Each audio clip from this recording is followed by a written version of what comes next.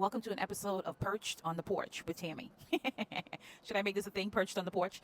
Okay, so I wanted to come on because I wanted to talk about a TikTok I saw earlier today by one of my mutuals. And it's a mutual that normally does content around, she kind of talks about everything. Like Dana has an opinion about a lot of things, but she came on today and she said it was titled A Very Honest and Vulnerable Post. And in that post, Dana talked about the advice that she has been coming online to give to young women and how she realized that advice didn't change the outcome of how she engaged with dating.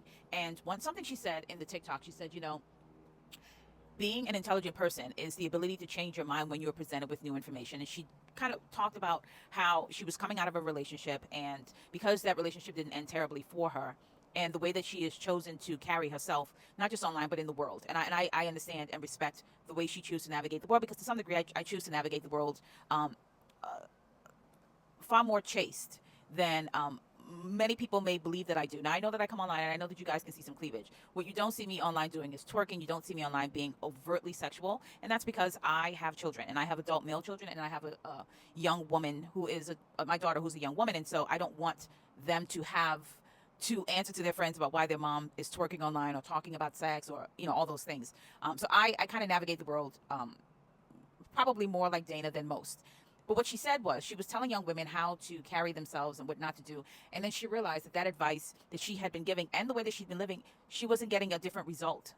And she said, the ability to change your mind, when you hold a belief or you hold an opinion, the ability to change your mind is how people grow. And it's funny because I've been watching Dana for a long time, and I don't think you agree with any of your mutuals takes, all of it. And if you have a mutual where your mutual is never wrong, you never disagree, maybe unfollow that person, right? Because you're probably in a more deeper parasocial relationship than you realize, except that person is me. Stay with me, okay? But no, I'm never going to agree with any of my mutuals takes 100% of the time.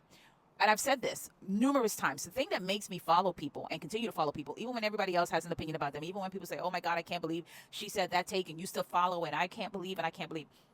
The thing that makes me follow people is strength of character. And what I mean by strength of character is if you have the ability to stand in what you say, right? Even when people are coming at you, even when people are making TikToks about you, do you have the ability to stand in your belief, stand in your opinion, right? And I'm not saying, if you're wrong, really wrong, just hold on to the wrong. And some people will, until they come to the understanding that belief was wrong, that opinion was wrong. And that's basically what her video was talking about, is that the opinions and the beliefs that she held around dating and men may not have been the right opinions and beliefs to hold. And she came to another understanding. And now I can't speak for Dana, but here's what I think.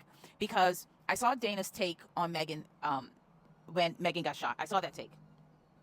And then I saw Dana's take about Megan being cheated on. And something Dana said, and I was like, I think this is, again, I can't speak for her, but I think this was the light bulb moment for Dana.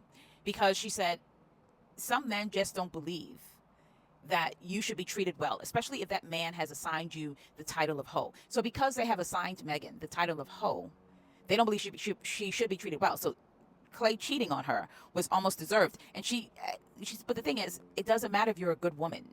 A man will still cheat. And it doesn't matter if you're a hoe.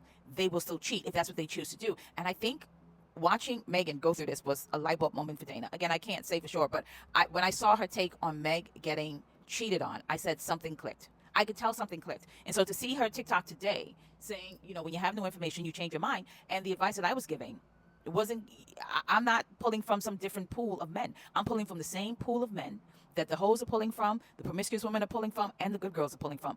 I'm pulling from that same pool of men.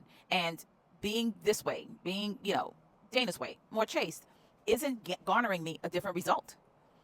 Because if a man likes you, a man likes you.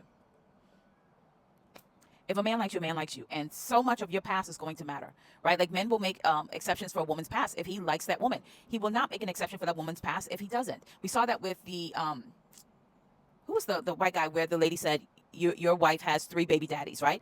Because he liked that woman, he made the exception for her. All while he's on his podcast telling men don't marry baby mamas.